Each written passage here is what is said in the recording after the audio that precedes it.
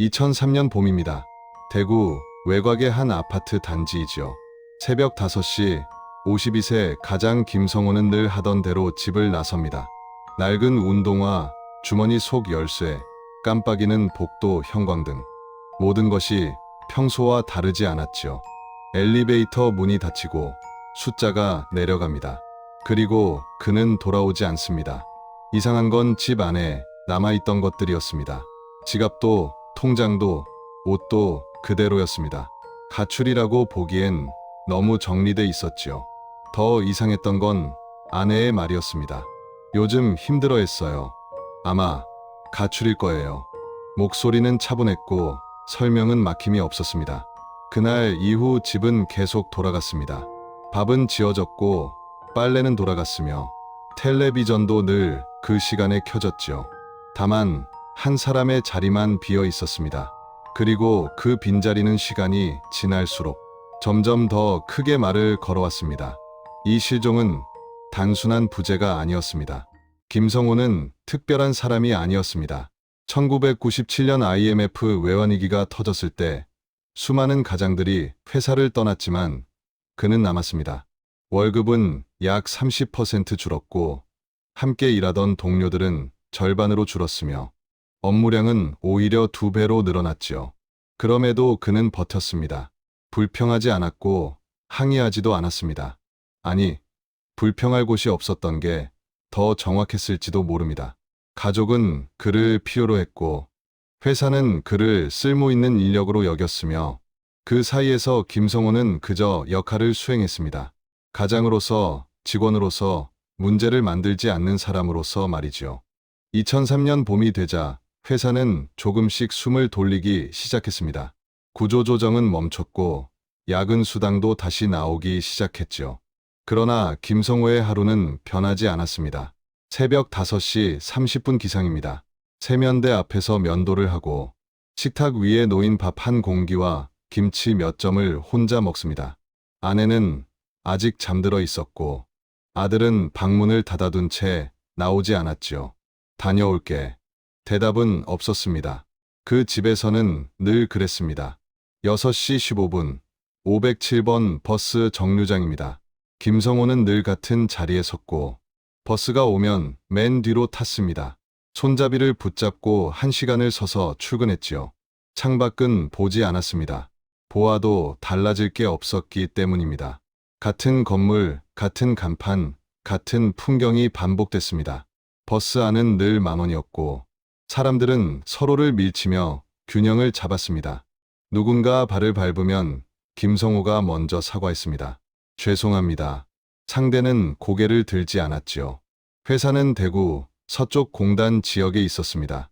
낡은 3층짜리 철강 부품 제조업체였습니다. 김성호는 자재관리 부서에서 일했습니다. 입고 확인, 출고 처리, 재고 정리. 매일 같은 엑셀 파일을 열고 같은 숫자를 입력했습니다. 오전 9시부터 오후 6시까지. 점심시간 1시간을 제외하면 하루는 정확하게 같은 리듬으로 흘러갔습니다. 회사 동료들은 그를 이렇게 기억합니다. 성실한 사람이었어요. 지각도 없었고 결근도 없었습니다. 술자리도 빠지지 않았지요. 그러다 덧붙입니다. 근데 말은 별로 없었어요. 조용한 분이었죠. 조용하다는 말은 기억할 게 많지 않다는 뜻이기도 합니다. 존재감이 없다는 의미에 가깝지요. 점심시간 그는 늘 혼자였습니다. 구내 식당 구석 자리, 김치찌개나 된장찌개를 가리지 않고 먹었습니다. 메뉴를 고르지 않았고 반찬에 대해 말하지도 않았습니다. 10분 안에 식사를 끝내고 물 한 컵을 마신 뒤 자리를 떴습니다. 동료들이 김 대리님, 같이 먹조라고 하면 따라갔지만 대화에 끼어들지는 않았습니다. 누군가 농담을 하면 모두 웃고 난 뒤에야 늦게 따라 웃었지요. 취미를 물은 동료가 있었습니다.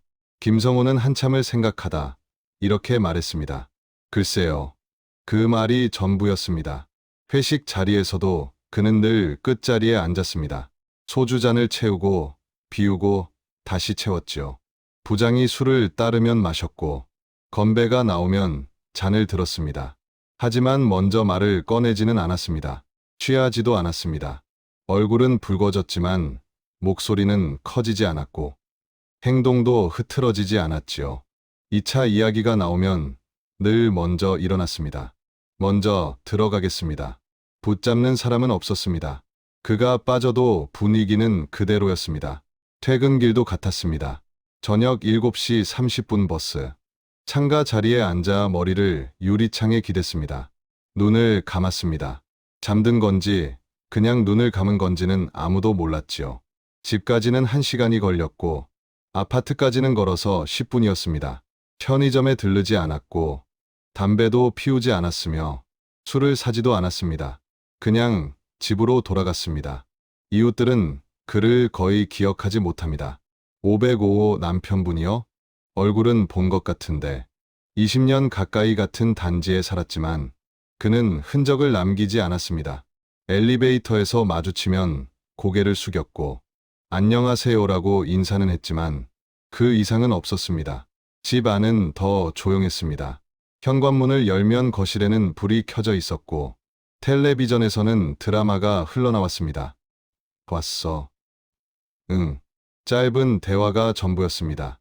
그는 옷을 갈아입고 혼자 밥을 먹고 설거지를 했습니다. 그리고 소파 반대편 끝자리에 앉아 같은 화면을 바라봤지요. 밤이 되면 아내는 먼저 잠자리에 들었고 김성호는 뉴스를 보다가 불을 끄고 누웠습니다. 천장을 보며 눈을 감았습니다. 그리고 다시 새벽 5시 30분에 일어났습니다. 사람들은 그를 이렇게 기억합니다. 착한 사람이었어요. 착하다는 말은 문제를 만들지 않았다는 뜻입니다. 불편하지 않았다는 의미입니다.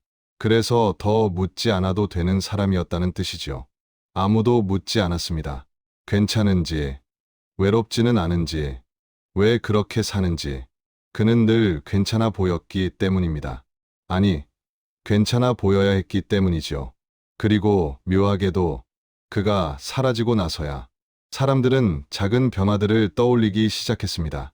표정이 조금 달라졌던 것, 말수가 더 줄었던 것, 새벽에 혼자 앉아있던 모습. 하지만 그때는 아무도 다가가지 않았습니다.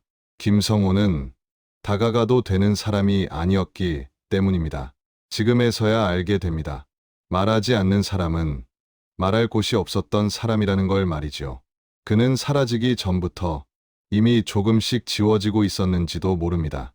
2003년 3월 18일 화요일입니다. 김성호가 집을 나선 지 12시간이 지난 시점이지요. 저녁 6시 집 전화가 울립니다. 회사였습니다.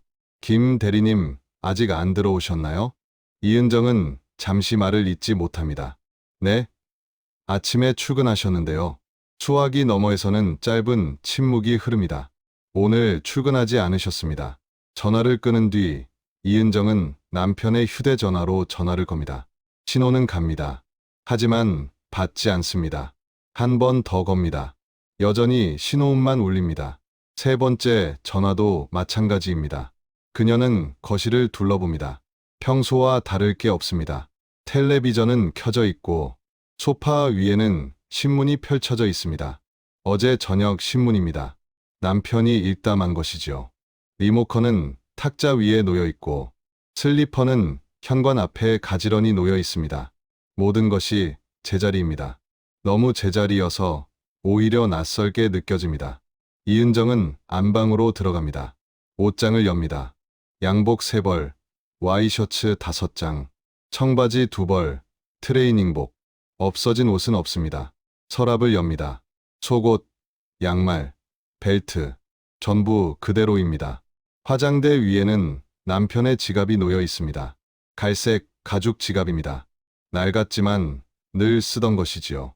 지갑을 엽니다. 신분증, 운전면허증, 신용카드 2장, 현금 4만 원, 모두 있습니다. 이상합니다. 가출이라면 지갑은 가져갔어야 합니다. 옷도 챙겼어야 하지요. 하지만 아무것도 없습니다. 책상 서랍을 엽니다. 통장 3개가 들어 있습니다. 급여 통장, 적금 통장, 예금 통장. 모두 남편 명의입니다. 도장도 그대로입니다. 비밀번호가 적힌 작은 수첩도 함께 들어 있습니다. 김성호는 비밀번호를 외우지 못했습니다. 늘 이렇게 적어두고 다녔지요. 이 수첩이 여기 있다는 건 돈을 찾을 수 없다는 뜻입니다. 이은정은 다시 거실로 나옵니다. 그때 아들 민재가 학원에서 돌아옵니다. 엄마, 밥 안 먹어? 민재야, 아빠 오늘 회사 안 갔대. 응? 어디 갔는데? 모르겠어. 전화도 안 받고. 민재는 가방을 내려놓고 물을 한 잔 마십니다. 아빠, 요즘 스트레스 많았잖아. 어디 좀 갔다 오시겠지. 그래도 연락은 해야지. 이은정의 목소리에는 걱정보다 짜증이 먼저 섞여 있었습니다. 밤 9시가 됩니다. 여전히 연락은 없습니다. 이은정은 다시 전화를 겁니다. 이번에는 전원이 꺼져 있습니다. 고객님이 전화를 받을 수 없습니다. 그녀는 집 전화로 회사 동료들에게 연락합니다. 박 과장, 오늘 김 대리 못 봤어요. 최 대리, 저도 잘 모르겠어요. 아무도 행방을 알지 못합니다. 밤 11시 경찰서에 전화합니다. 남편이 아침부터 연락이 안 돼요. 실종된 지 얼마나 되셨나요? 오늘 아침에 나간 뒤로요. 24시간이 지나야 실종 신고가 가능합니다. 내일 다시 연락 주세요. 전화는 그렇게 끊깁니다. 이은정은 거실 소파에 앉아 텔레비전을 켭니다. 드라마가 나오고 있지만 내용은 귀에 들어오지 않습니다. 시계는 자정을 향해 가고 있었습니다. 다음 날 아침입니다. 새벽 5시 30분. 평소라면 김성호가 일어나는 시간이지요. 하지만 침대는 비어 있습니다. 민재는 평소처럼 등교 준비를 합니다. 엄마, 아빠 아직 안 들어왔어? 응. 이상하네. 민재는 가방을 메고 집을 나갑니다. 이은정은 혼자 남습니다. 집은 조용합니다. 너무 조용합니다. 그녀는 집 안을 다시 살핍니다. 뭔가 놓친 게 있을 것 같았기 때문이죠. 현관부터 봅니다. 신발장을 엽니다. 구두 2켤레, 슬리퍼, 등산화 모두 있습니다. 하지만 운동화가 없습니다. 늘 신고 다니던 낡은 검은 운동화입니다. 그것만 없습니다. 싱크대로 갑니다. 어젯밤 저녁 그릇이 그대로 놓여 있습니다. 설거지가 되어 있지 않습니다. 그런데 컵이 하나 더 있습니다. 물컵입니다. 물이 반쯤 남아 있습니다. 김성호는 늘 자기가 쓴 컵은 씻었습니다. 그런데 그날은 씻지 않았습니다. 왜 그랬을까요? 화장실로 갑니다. 세면대 위에는 면도기가 놓여 있습니다. 물기는 이미 말라 있습니다. 면도는 한 흔적입니다. 수건도 젖어 있고 치약도 짜여 있습니다. 세수도 양치도 했다는 뜻이지요. 딱 한 가지가 다릅니다. 빗이 제자리에 있지 않습니다. 늘 놓던 선반이 아니라 세면대 위에 놓여 있습니다. 급했던 걸까요? 안방으로 돌아옵니다. 침대 시트는 평소보다 구겨져 있습니다. 베개도 제자리가 아닙니다. 이불도 반쯤만 덮여 있습니다. 밤에 잠을 설쳤던 흔적처럼 보입니다. 책상 위에 수첩이 놓여 있습니다. 김성호의 수첩입니다. 이은정은 마지막 장을 펼칩니다. 정리 끝. 그게 전부입니다. 날짜는 3월 17일, 전날입니다. 무엇을 정리했다는 걸까요? 그녀는 수첩을 덮습니다. 더 이상 보고 싶지 않았기 때문입니다. 24시간이 지나고 이은정은 다시 경찰서에 전화합니다. 실종 신고는 빠르게 접수됩니다. 경찰이 집에 옵니다. 최 형사와 김순경입니다. 그들은 집 안을 차례로 살핍니다. 지갑, 통장, 옷 모두 그대로입니다. 최 형사는 말합니다. 가출치곤 이상하네요. 신발 이야기가 나옵니다. 운동화 하나만 없다는 점, 신문이 우편함에 그대로 남아있다는 점, 싱크대에 남은 물컵, 하나하나는 사소합니다. 하지만 모이면 방향이 생깁니다. 경찰이 떠난 뒤 이은정은 거실에 혼자 앉아 있습니다. 텔레비전 소리만 집 안을 채웁니다. 소파 한쪽 쿠션이 살짝 눌려 있습니다. 남편이 늘 앉던 자리입니다. 그녀는 그 자리를 잠시 바라봅니다. 차갑습니다. 저녁 6시 민재가 돌아옵니다. 경찰 왔었어? 응. 뭐래? 아빠 찾아본대. 저녁을 차립니다. 두 사람 분입니다. 둘이서 밥을 먹습니다. 말은 없습니다. 숟가락 소리만 들립니다. 민재는 나중에 이렇게 기억합니다. 집이 아무 일도 없었던 것처럼 조용했다고 말이지요. 하지만 그 조용함이 이상하게 크게 느껴졌다고 합니다. 아버지가 앉던 소파, 읽던 신문, 쓰던 컵, 모두 그대로인데 아버지만 없었다고 말입니다. 이틀째, 사흘째, 일주일째. 집은 변하지 않습니다. 다만 김성호만 돌아오지 않습니다. 이은정은 옷장을 정리하지 않습니다. 정리하는 순간 끝을 인정하게 될 것 같았기 때문이죠. 집은 사람이 사라진 뒤에야 그 사람의 자리를 드러냅니다. 그리고 그 자리는 시간이 지날수록 더 선명해집니다. 없음은 있음보다 더 크게 남습니다. 실종 신고 사흘째입니다. 경찰서 조사실, 형광등 불빛 아래 이은정은 플라스틱 의자에 앉아 있습니다. 맞은편에는 최 형사가 앉아 있고 테이블 위에는 작은 녹음기가 돌아가고 있습니다. 언제부터 이상하다고 느끼셨습니까? 회사에서 전화 왔을 때요. 출근 안 했다고 해서요. 최 형사는 고개를 들지 않은 채 묻습니다. 그 전까지는 전혀 몰랐다는 건가요? 네. 새벽에 나가는 걸 못 봤어요. 제가 자고 있었거든요. 펜이 종이를 긁습니다. 남편분은 평소에 몇 시에 출근하셨죠? 5시 반쯤이요. 항상 그 시간에 나갔어요. 그날도 그 시간에 나갔다고 보십니까? 네. 늘 그랬으니까요. 이은정의 답변은 빠릅니다. 질문이 끝나기도 전에 대답이 나옵니다. 머뭇거림이 없습니다. 부부 사이는 어땠습니까? 나쁘지 않았어요. 다툼은 없었고요. 별로 없었어요. 별로 없었다는 건 가끔은 있었다는 뜻인가요? 아니요. 그냥 평범했다는 뜻이에요. 부부면 다 그렇잖아요. 최 형사는 고개를 끄덕입니다. 남편분이 최근 힘들어하는 기색은 없었습니까? 이은정은 잠시 생각하는 듯 보입니다. 하지만 1초도 채 걸리지 않습니다. 있었어요. 요즘 많이 힘들어했어요. 구체적으로 어떤 점에서요? 회사 일이요. 야근도 많고 월급도 오르지 않고요. 그런 얘기를 직접 하셨습니까? 아니요. 말은 안 했어요. 그런데 어떻게 아셨습니까? 표정으로요. 같이 살면 알 수 있어요. 최 형사가 펜을 내려놓습니다. 그럼 남편분은 집에서 힘들다는 말을 한 적은 없다는 거죠? 네. 원래 말이 없는 사람이에요. 김순경이 질문을 이어갑니다. 그럼 부인께서는 어떻게 남편이 힘들다는 걸 아셨습니까? 이은정은 고개를 들어 김순경을 봅니다. 20년 넘게 같이 살았어요. 말 안 해도 알아요. 하지만 구체적인 대화는 없었다는 거죠. 네. 김순경은 조용히 메모를 합니다. 이은정은 시선을 창밖으로 돌립니다. 최 형사가 다시 묻습니다. 가출 가능성은 어떻게 보십니까? 높다고 봐요. 지갑이랑 통장은 두고 갔는데요. 현금은 좀 가지고 있었을 수도 있어요. 어디서요? 잘 모르겠어요. 숨겨둔 돈이 있었을 수도 있고요. 찾아보신 적은요? 없어요. 그럼 추측이시네요. 네. 최 형사는 서류를 넘깁니다. 통장 조회를 해봤습니다. 3월 17일 실종 전날 ATM에서 50만 원이 인출됐습니다. 이은정은 눈을 한번 깜빡입니다.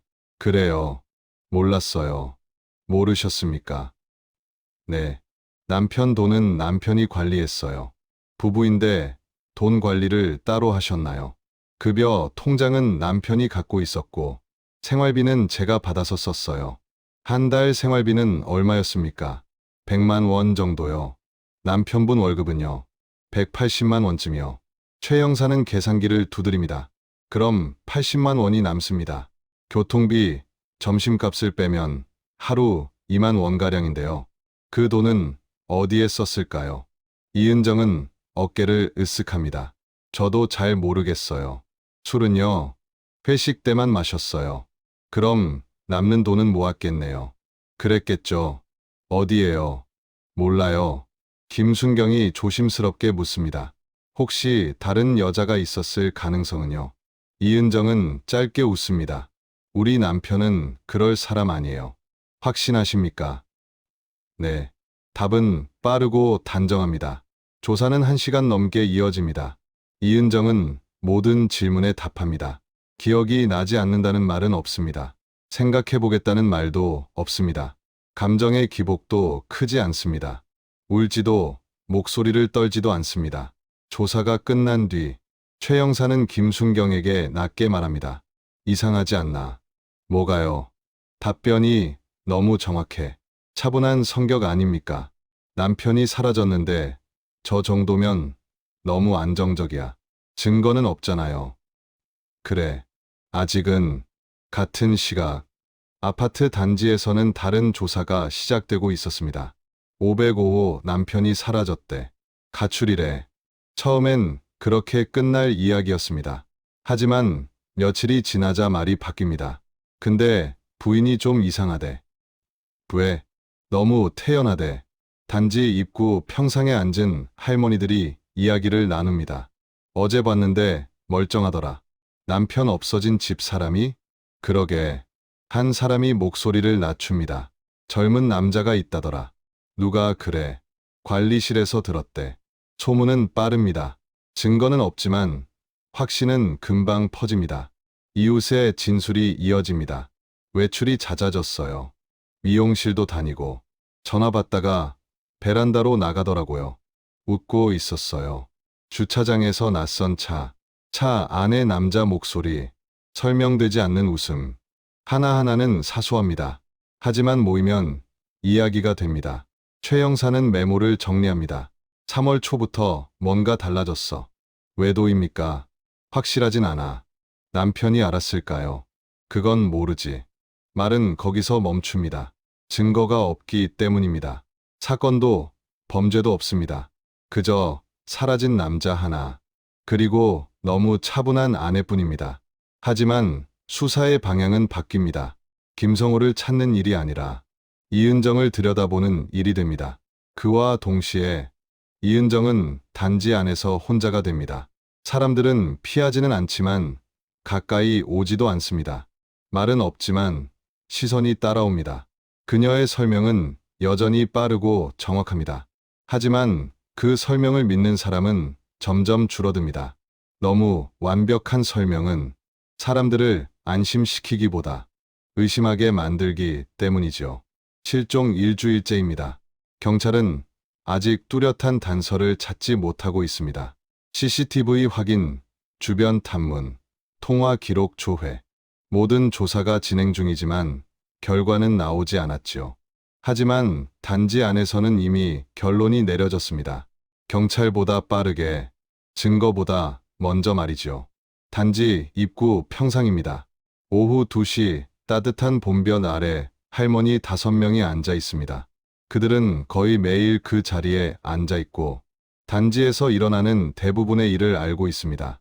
505호 남편 아직 못 찾았대. 벌써 일주일이 넘었는데 경찰이 매일 오더라. 뭐 나왔대? 아무것도 없대. 그냥 사라졌대. 잠시 침묵이 흐른 뒤 한 할머니가 목소리를 낮춥니다. 근데 말이야, 관리실 아줌마한테 들었는데. 뭔데? 505호 부인 요즘 이상하대. 뭐가? 남자가 있대. 순간 평상 위 공기가 달라집니다. 누가 그래? 관리실에서 봤대. 낯선 차가 자주 왔대. 차에 누가 있었는데 505호 부인이랑 얘기하더래. 남자? 응, 젊은 남자. 몇 살쯤? 30대쯤이라던데. 확실해? 정확하진 않대. 근데 젊었대. 다른 할머니가 말을 보탭니다. 나도 봤어. 한 달 전쯤. 뭘? 낮에 차 타고 나가는 거. 혼자? 아니, 남자랑. 남편은 아니고? 아니야. 회사 갈 시간이었어. 차종 이야기가 나옵니다. 검은색 소나타. 남편 차가 아니었다는 점. 결론은 자연스럽게 이어집니다. 그럼 남편이 알았겠네. 그래서 나간 거지. 아니면 말은 끝까지 나오지 않았지만 의미는 모두가 알고 있었습니다. 증거는 없었습니다. 하지만 논리는 완벽했습니다. 남자가 있었다. 남편이 알았다. 그래서 사라졌다. 아니면 더 나쁜 일이 있었거나 어느 쪽이든 중심에는 이은정이 있었습니다. 저녁 6시 단지 슈퍼입니다. 주부 셋이 라면 코너 앞에 서 있습니다. 505호 얘기 들었어? 응. 아직 못 찾았다며. 근데 부인이 이상하대. 왜? 너무 멀쩡하대. 한 사람이 말합니다. 어제 엘리베이터에서 봤어. 어땠어? 화장하고 있더라. 화장? 응. 립스틱까지. 남편 없어진 지 일주일인데 고개를 젓습니다. 보통은 그럴 여유 없잖아. 나 같으면 정신 못 차릴 것 같은데. 다른 사람이 속삭입니다. 전화 기록도 조사했다던데. 그래서 자주 통화한 번호가 있대. 밤에, 밤에 남편 자고 난 뒤에 카트에 라면을 담으며 말합니다. 결론 났네. 뭐가? 바람이지. 그래서 남편이 못 견디고 나간 거고. 불쌍하다. 누가? 남편. 미용실입니다. 오후 3시 파마 중인 손님 둘. 505 소식 들었어요? 온 동네가 다 알죠. 부인 요즘 안 보이더라. 그럴 만도 하지. 거울 속 얼굴들이 고개를 끄덕입니다. 근데 남자 있었던 거 사실 아니에요? 관리실에서 봤다잖아요. 이야기는 점점 구체해집니다. 회사 사람이라는 말, 아는 사이라는 말. 그럼 남편이 진작 알았겠네. 당연하지. 그래서 나간 거고. 논리는 빈틈이 없습니다. 엘리베이터 아닙니다. 저녁 7시 남자 둘이 탑니다. 505호 남편 찾았대요. 아직이요. 이상하네. 부인이 수상하대요. 왜요? 조사받을 때 너무 태연했대요. 그게 이상한가요? 보통은 울잖아요. 엘리베이터 문이 열립니다. 505호 앞입니다. 불은 켜져 있습니다. 하지만 문을 두드리는 사람은 없습니다. 학교 앞입니다. 아이들을 기다리는 학부모들. 505호 민재 엄마 얘기 들었어? 응. 바람 폈대. 확실해? 단지에서 다 그래. 불쌍하다. 애가. 민재가 학교에서 나옵니다. 시선이 따라갑니다. 민재는 고개를 숙입니다. 학교에서도 상황은 비슷합니다. 너희 아빠 어디 갔어? 몰라. 너희 엄마가. 민재는 대답하지 않습니다. 점점 혼자가 됩니다. 그 무렵 이은정은 외출을 줄입니다. 장도 늦은 시간에 봅니다. 엘리베이터에 사람이 있으면 기다립니다. 고개를 숙이고 걷습니다. 한 번은 슈퍼에서 계산대에 섰습니다. 주부와 눈이 마주쳤고 주부는 시선을 피했습니다. 8,000원입니다. 말투는 차가웠습니다. 밖에서는 수군거림이 들립니다. 저 사람이 엘리베이터 앞입니다. 할머니 둘이 타고 있다가 말합니다. 아, 우리 1층 가야 돼. 문은 닫히고 이은정은 혼자 올라갑니다. 집 전화가 울립니다. 받으면 침묵, 숨소리만 들립니다. 그리고 끊깁니다. 다음 날 아침 현관문 앞에 쪽지가 붙어 있습니다. 집 나가라. 법적으로 이은정은 아무 문제가 없습니다. 기소도 처벌도 없습니다. 하지만 단지 안에서는 이미 판결이 내려졌습니다. 증거는 필요 없었습니다. 이야기로 충분했기 때문이죠. 이은정은 처음엔 설명하려 했습니다. 하지만 곧 멈춥니다. 설명해도 믿지 않는다는 걸 알았기 때문입니다. 사람들은 듣고 싶은 것만 들었습니다. 믿고 싶은 것만 믿었습니다. 그리고 그 이야기는 너무도 완벽했습니다. 그래서 누구도 의심하지 않았지요. 이은정은 그렇게 유죄가 됩니다. 법정이 아니라 사람들의 시선 속에서 말이지요. 그리고 그 판결은 어떤 판결보다 오래 남습니다. 김민재, 고등학교 3학년입니다. 2003년 3월 수능까지 9달이 남아있던 시기이지요. 아버지가 사라진 건 그 시간의 시작점이었습니다. 민재는 질문하지 않았습니다. 아빠가 어디 갔는지, 왜 나갔는지, 언제 돌아오는지, 어머니에게도, 경찰에게도 단 한 번도 묻지 않았습니다. 학교에서 담임이 불렀습니다. 민재야, 집안일 때문에 힘들지. 상담 한 번 받아볼까? 괜찮습니다. 아버지, 소식은 좀 있니? 모릅니다. 힘들면 언제든 얘기해. 네. 민재는 교무실을 나왔습니다. 복도에서 친구들과 눈이 마주쳤습니다. 민재는 시선을 피했고 아무 말 없이 교실로 들어갔습니다. 자리에 앉아 책을 폈지만 글자는 눈에 들어오지 않았습니다. 쉬는 시간, 친구 하나가 다가왔습니다. 민재야, 괜찮아. 응, 아버지 찾았어.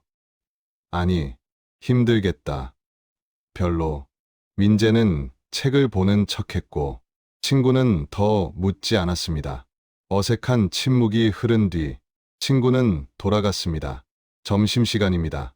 급식실 구석 자리. 민재는 혼자 앉아 밥을 먹었습니다.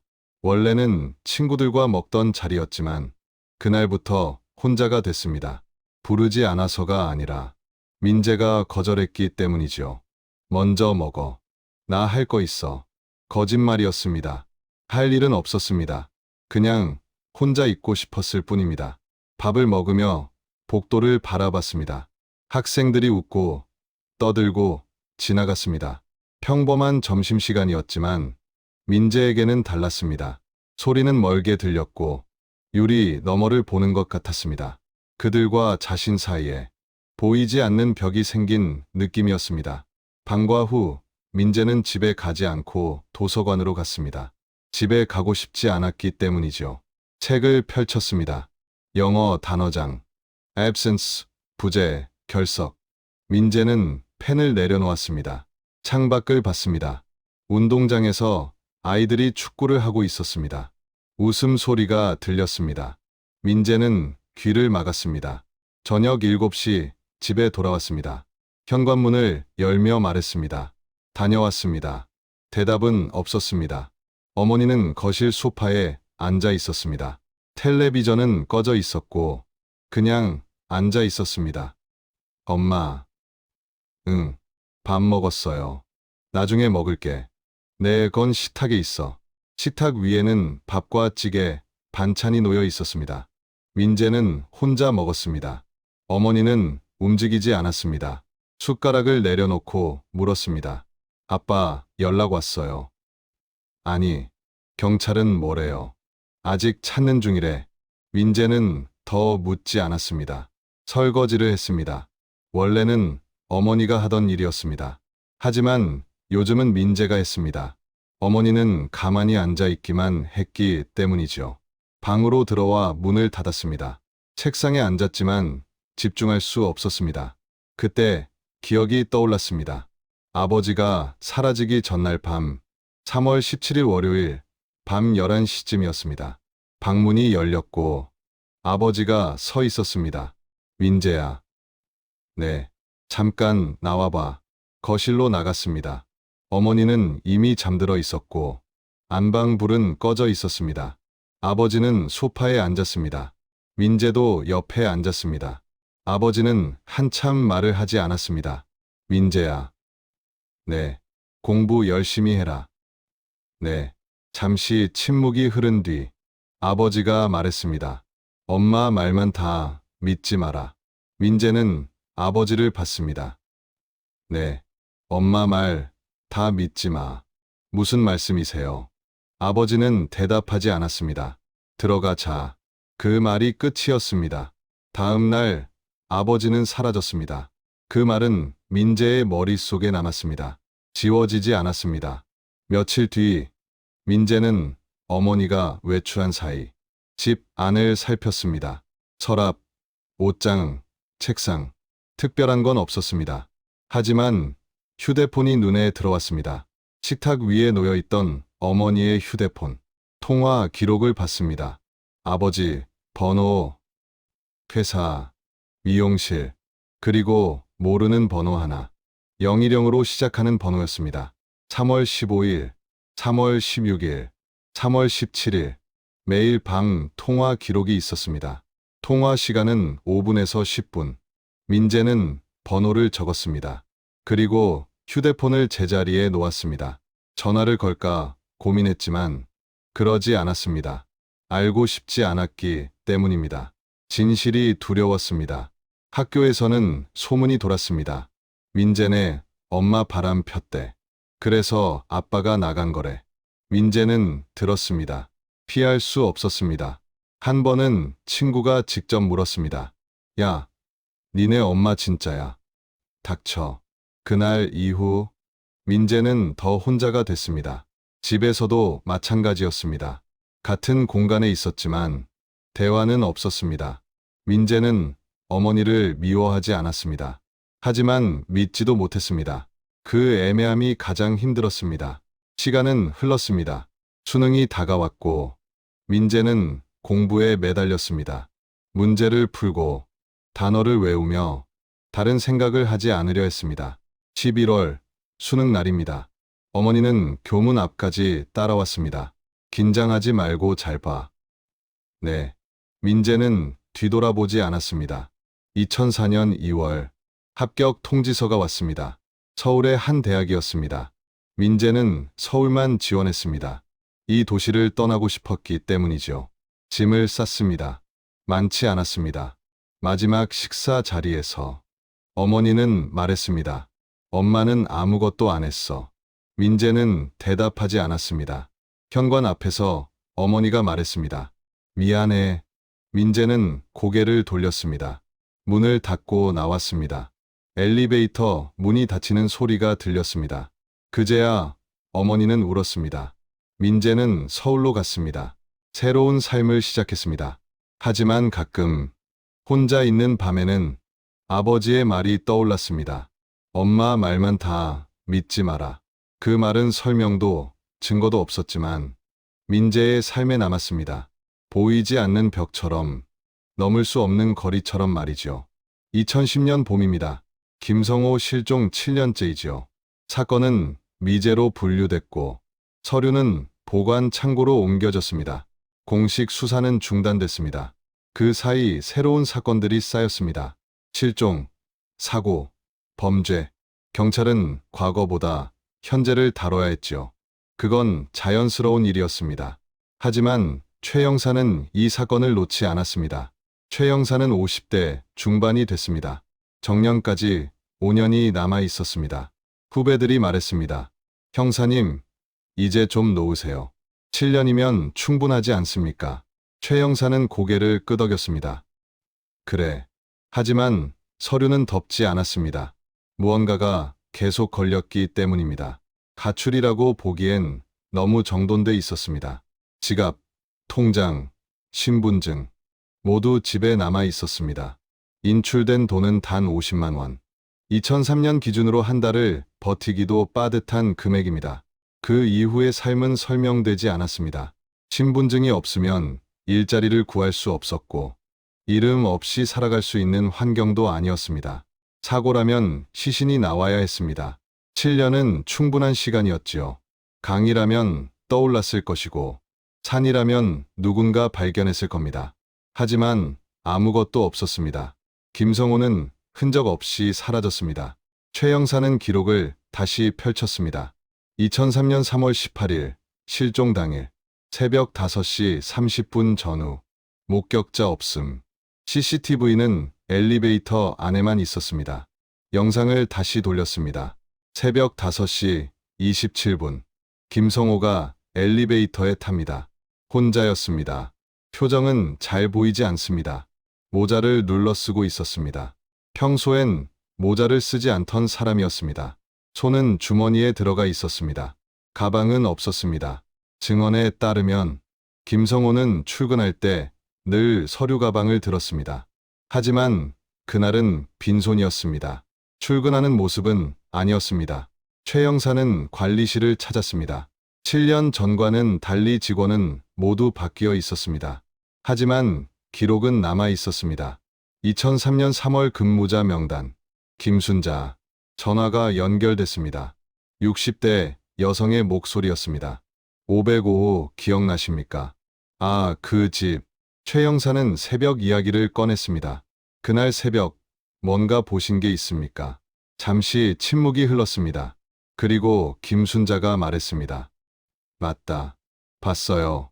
그녀는 그날 새벽 5시쯤 출근했습니다. 단지 입구 평상 근처에서 김성호를 봤다고 했습니다. 뭐 하고 계셨습니까? 천천히 걸어가고 있었어요. 급해 보였습니까? 아니요. 표정은요. 잘 안 보였어요. 어두웠거든요. 그러다 덧붙였습니다. 근데 겁먹은 얼굴은 아니었어요. 왜 그렇게 느끼셨습니까? 걸음걸이요. 겁먹은 사람은 서두릅니다. 하지만 그는 천천히 걸었습니다. 결심한 사람 같았어요. 그 말은 기록에 남았습니다. 도망치는 사람과 떠나는 사람은 다릅니다. 최 형사는 회사로 갔습니다. 김성호가 다녔던 철강 부품 업체입니다. 건물은 그대로였습니다. 당시 자재 관리팀 동료를 찾았습니다. 최 대리, 지금은 최 과장이 돼 있었습니다. 그는 기억을 더듬었습니다. 하나 이상했던 게 있긴 합니다. 김성호는 실종 전 책상 정리를 했다고 했습니다. 수첩과 메모들을 버렸습니다. 필요 없는 것들을 하나씩 정리했습니다. 근데 하나는 남겼어요. 어떤 겁니까? 작은 수첩이요. 그건 주머니에 넣더라고요. 그 수첩에서 본 문장이 있었습니다. 정리 끝. 그리고 그 아래 남은 건 시간. 최 형사는 펜을 멈췄습니다. 정리 끝. 남은 건 시간. 이건 즉흥이 아니었습니다. 준비였습니다. 그는 필요 없는 것을 버렸고 마지막 문장을 남겼습니다. 최 형사는 다시 아파트로 갔습니다. 505호 초인종을 눌렀습니다. 이은정이 문을 열었습니다. 7년이 흐른 얼굴이었습니다. 거실은 변하지 않았습니다. 소파도 식탁도 그대로였습니다. 남편분이 사라지기 전 뭔가 정리하는 모습 보신 적 있습니까? 이은정은 잠시 생각했습니다. 책상을 정리하긴 했어요. 시기는 2월 말쯤 서류와 영수증을 버렸다고 했습니다. 왜 정리했는지는 묻지 않으셨습니까? 별일 아닌 것 같아서요. 달라진 점은 없었습니까? 이은정은 고개를 저었다가 잠시 멈췄습니다. 조용해졌어요. 원래도 말이 없었는데 더요. 대화를 나눠보셨습니까? 아니요. 왜요? 물어봐도 대답 안 할 사람이라서요. 최 형사는 마지막으로 물었습니다. 사라지기 전날 밤 특이한 점은요? 없었어요. 대화도요. 네. 최 형사는 일어났습니다. 엘리베이터를 타며 생각했습니다. 이 사건은 처음부터 잘못 보고 있었는지도 모릅니다. 범죄를 찾으려 했고 가해자를 찾으려 했습니다. 하지만 이건 그런 사건이 아니었습니다. 김성호는 스스로 떠났습니다. 정리하고 준비하고 결심하고 왜 떠났는지는 알 수 없습니다. 아내 때문인지 삶 때문인지 자기 자신 때문인지는 말이죠. 하지만 한 가지는 분명해졌습니다.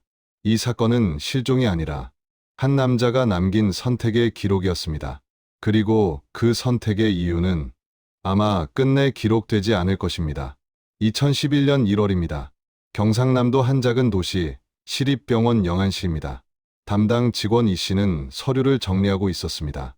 무연고 사망자 명단이었습니다. 신원 미상, 연고자 없음, 시에서 처리. 매달 반복되는 업무였지요. 그날도 같은 명단을 훑고 있었습니다. 그런데 한 이름에서 손이 멈췄습니다. 김성호, 남, 60세 추정. 사망일 2010년 12월 28일. 사인, 폐암 말기. 신원 확인란에는 이렇게 적혀 있었습니다. 주민등록번호 없음. 이 씨는 고개를 갸웃했습니다. 요즘 세상에 주민등록번호 없는 사람이 있다는 건 흔치 않은 일이었지요. 소지품 보관 기록을 확인했습니다. 봉투 하나, 작은 비닐봉투였습니다. 안에는 낡은 지갑 하나, 현금 2만 원, 신분증은 없었고 작은 수첩 하나, 그리고 접힌 종이 한 장이 들어 있었습니다. 이 씨는 편지를 펼쳤습니다. 봉투도 없이 접힌 종이었습니다. 볼펜으로 쓴 글씨, 필체는 떨려 있었습니다. 내가 없어져도 세상은 잘 돌아간다.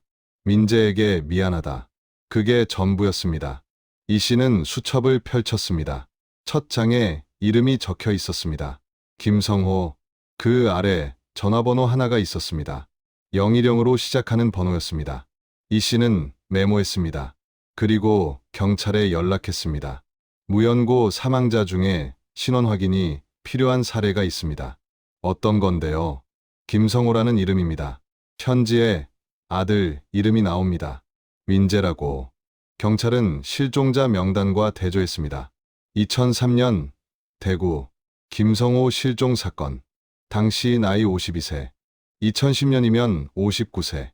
나이도 맞았습니다. 대구 경찰서로 연락이 갔습니다. 최 형사가 전화를 받았습니다. 김성호 씨, 경남에서 발견됐습니다. 확실합니까? 편지에 아들 이름이 있습니다. 김민재. 최 형사는 서류를 넘겼습니다. 일치했습니다. 그는 바로 경남으로 내려갔습니다. 병원 영안실. 시신은 이미 화장된 상태였습니다. 남아있는 것은 유골함과 소지품뿐이었습니다. 지갑 안에는 아무것도 없었습니다. 신분증도, 카드도, 사진도, 현금 2만 원만 들어 있었습니다. 수첩을 펼쳤습니다. 첫 장에 이름과 전화번호, 그리고 마지막 장에 적힌 문장 하나. 2003년 3월 18일, 모든 것을 놓았다. 그날이었습니다. 그가 사라진 날이지요. 편지를 다시 읽었습니다. 해명은 없었습니다. 이유도, 변명도, 설명도 없었습니다. 그저 두 문장뿐이었습니다. 세상은 잘 돌아간다. 아들에게 미안하다. 최 형사는 병원 직원에게 물었습니다. 언제부터 입원하셨습니까? 한 달 전입니다. 쓰러져서 119로 실려왔습니다. 어디서요? 산동네 쪽방촌입니다.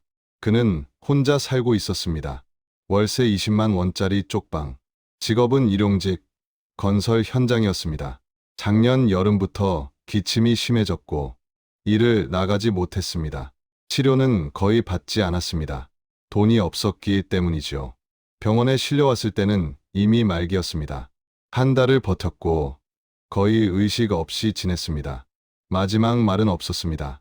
최 형사는 쪽방촌을 찾았습니다. 산동네 끝자락, 좁은 계단을 올라 3층 끝방이었습니다. 방 안에는 아무것도 없었습니다. 옷 몇 벌, 이불, 냄비 하나, 사진도 편지도 없었습니다. 집주인은 말했습니다. 아주 조용한 분이셨어요. 2년 동안 사셨는데 말이 거의 없었어요. 신분증도 보여준 적이 없었고 전화는 공중전화로 했다고 했습니다. 한 달에 한 번 정도, 짧게 말이지요. 건설 현장 인부들도 비슷한 말을 했습니다. 과묵했고 혼자였고 일만 했다고 했습니다. 담배를 많이 피웠고 술자리는 가지 않았다고 했습니다. 그는 어디에서도 누구에게도 자신을 남기지 않았습니다. 최 형사는 대구로 돌아와 이은정에게 전화를 걸었습니다. 부인, 남편분 찾았습니다. 침묵이 흘렀습니다. 어디서요? 경남입니다. 무슨 병이었어요? 폐암 말기였습니다. 이은정은 울음을 터뜨렸습니다. 혼자였어요. 네. 편지 내용을 전하자 그녀는 한참 말을 하지 못했습니다. 민재에게도 연락이 갔습니다. 아버지, 돌아가셨습니다. 혼자셨나요? 네. 설명은 없었습니다. 이유도 없었습니다. 주말, 민재는 어머니와 함께 경남으로 갔습니다. 작은 유골함을 받았습니다. 차 안은 조용했습니다. 아버지는 돌아왔지만 돌아온 것이 아니었습니다. 장례는 조용히 치러졌습니다. 조문객은 많지 않았습니다. 납골당에 이름표 하나가 붙었습니다. 김성호, 그게 전부였습니다. 돌아오는 길, 민재가 물었습니다. 아빠는 왜 나간 거예요? 어머니는 대답하지 못했습니다. 아니, 하지 않았습니다. 그날 이후 집은 여전히 조용했습니다. 아버지는 돌아왔지만 빈자리는 그대로였습니다. 그리고 이제 그 자리는 영원히 채워지지 않을 것이었습니다. 2011년 2월입니다. 장례를 마친 뒤 민재는 서울로 돌아갔습니다. 일주일 뒤에 다시 내려올게요. 그는 그렇게 말했습니다. 이은정은 그 말이 거짓이라는 걸 알았습니다. 하지만 묻지 않았습니다. 그래, 조심히 가. 그 말만 했습니다. 문이 닫혔고 이은정은 거실에 혼자 남았습니다. 일주일이 지났습니다. 민재는 오지 않았습니다. 이은정이 먼저 전화했습니다. 민재야, 이번 주말엔 올 거지? 엄마, 미안한데 일이 생겼어요. 무슨 일이니? 회사 일이요. 다음에 갈게요. 전화는 짧게 끝났습니다. 다음 주말도, 그 다음 주말도 오지 않았습니다. 한 달 뒤 다시 전화를 했습니다. 요즘 어떻게 지내니? 잘 지내요. 밥은 잘 먹고? 네. 주말에 시간 있니? 이번 주는 좀 바빠요. 이은정은 더 묻지 않았습니다. 묻는 순간 대답이 돌아오지 않을 걸 알고 있었기 때문입니다. 2달 뒤 민재는 전화를 받지 않았습니다. 신호만 갔습니다. 문자를 보냈습니다. 민재야, 엄마야, 전화 좀 해줘. 답장은 오지 않았습니다. 며칠 뒤 짧은 문자가 왔습니다. 괜찮아요. 바빠서요. 그게 마지막이었습니다. 석 달 뒤 전화번호가 바뀌었습니다. 자동응답만 흘러나왔습니다. 고객님이 전화를 받을 수 없습니다. 이은정은 그제야 알았습니다. 아들이 떠난 것이 아니라 끊었다는 걸 말입니다. 그래서 더 이상 연락하지 않았습니다. 할 수 없었습니다. 집은 완전히 조용해졌습니다. 남편도 없고 아들도 없었습니다. 아침에 일어나 밥을 먹고 설거지를 하고 텔레비전을 켜고 잠을 잤습니다. 전화는 울리지 않았습니다. 초인종도 울리지 않았습니다. 단지 아내 소문은 끝나지 않았습니다. 505호 남편 죽었대. 어디서? 경남이래. 혼자 살다가 결국 그렇게 됐네. 사람들은 고개를 끄덕였습니다. 결론은 바뀌지 않았습니다. 엘리베이터 안에서 인사를 해도 돌아오는 건 고개 끄덕임 뿐이었습니다. 슈퍼에서 감사합니다라고 말해도 대답은 없었습니다. 이은정은 설명하지 않았습니다. 예전에는 했습니다. 오해예요. 아무 일도 없었어요. 하지만 설명은 믿음으로 돌아오지 않았습니다. 그래서 말을 멈췄습니다. 시간은 흘렀습니다. 2012년, 2013년, 2014년. 머리는 휘어졌고 허리는 굽었습니다. 거울 속 얼굴이 낯설어졌습니다. 언제 이렇게 늙었는지 기억나지 않았습니다. 하루 종일 한마디도 하지 않는 날이 많아졌습니다. 목소리를 잊어버릴까 걱정될 정도였습니다. 명절이 와도 혼자였습니다. 떡국을 끓여 한 그릇만 먹고 송편을 만들어 며칠에 나눠 먹었습니다. 전화는 오지 않았습니다. 2015년 새 이웃이 이사 왔습니다. 잠시 사람의 온기가 스쳤습니다. 밥을 같이 먹고 웃고 대화를 나눴습니다. 하지만 그것도 오래가지 않았습니다. 소문은 다시 작동했습니다. 505호 조심하세요. 그 말 한마디로 모든 게 제자리로 돌아갔습니다. 2018년 이은정은 병원에 자주 갔습니다. 약 봉투가 늘어났고 혼자 사는 게 힘들어졌습니다. 한 번은 거실에서 쓰러졌습니다. 천장을 보고 누워 있었습니다. 그때 생각했습니다. 연락할 사람이 없다는 걸 말입니다. 민재를 찾을 수는 있었을지도 모릅니다. 하지만 그러지 않았습니다. 아들이 원하지 않는다는 걸 알고 있었기 때문입니다. 그래서 그냥 살았습니다. 아무것도 증명되지 않았습니다. 범죄도, 외도도, 살인도. 법적으로 그녀는 무죄였습니다. 하지만 단지 안에서 이은정은 유죄였습니다. 판사는 사람들의 시선이었고 증거는 소문이었으며 형벌은 시간이었습니다. 그 형벌은 끝나지 않았습니다. 남겨진 것은 빈 집과 늙은 몸과 울리지 않는 전화였습니다. 그리고 대답 없는 질문들이었습니다. 왜 남편은 떠났는가?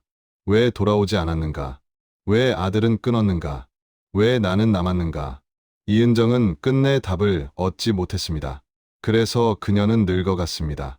설명 속에서, 의심 속에서, 고독 속에서. 이야기는 여기서 끝이지만 남겨진 사람들의 상처는 여전히 현재형입니다. 우리가 기억하고 잊지 않으려 할 때에만 그 고통은 아주 조금 가벼워질지도 모르지요. 지금까지 실종의 흔적이었습니다. 다음 이야기에서도 사라진 이들의 발자국을 함께 따라가 주시기 바랍니다.